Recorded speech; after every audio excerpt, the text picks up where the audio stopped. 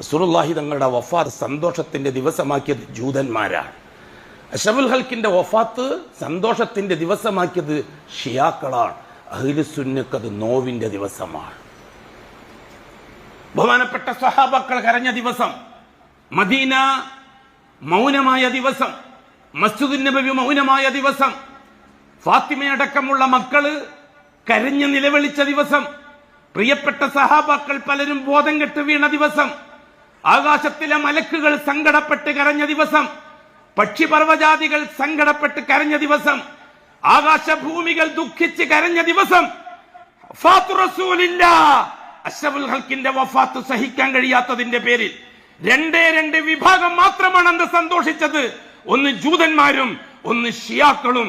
ഇന്നും ജൂതന്മാരും ആ ദിവസം സന്തോഷത്തിന്റേതാണ്, ഷിയാക്കൾക്കും ഈ ദിവസം സന്തോഷത്തിന്റേതാണ്. എങ്ങനെ സാധിച്ചു മോമിനീങ്ങൾക്ക് പാട്ട് കച്ചേരിയും കൂത്തും കൂത്താട്ടവുമായി റോഡ് അലങ്കരിച്ച് ഡാൻസ് നൈറ്റും ഹറാമായ മ്യൂസിക്കും വെച്ച് റബീഉൽ അവ്വലിനെ വരവേറ്റ മോമിനീങ്ങൾ അപകടകാരികളാണ്. അവരെ ഹബീബിന്റെ ശത്രുക്കളാണ്. അവരെ ഹബീബിനെ ചീത്ത പറയുന്നവരാണ്. അവരെ ഹബീബിന്റെ വേർപാടിൽ സന്തോഷിച്ച് ചാപ്പാടടിക്കുന്നവരാണ്. നഊദു ബില്ലാഹ്.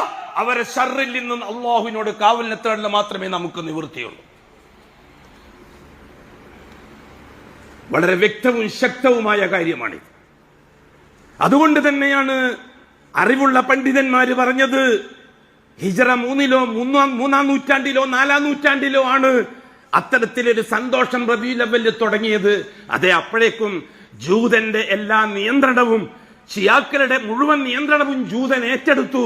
അവർ സംയുക്തമായി ഇറാഖ് കേന്ദ്രമാക്കിക്കൊണ്ട് റബീഉൽ അവ്വൽ 12 അന്ന് ആഘോഷമാക്കി. ഹബീബ് വഫാത്തായി പോയതിൽ സന്തോഷിക്കാൻ അത് ക്രമേണ ഭരണാധികാരികൾ പിന്നെ ക്രമേണ ലോകത്ത് ഷിയാക്കൾ വേർന്ന് പന്തലിച്ചു.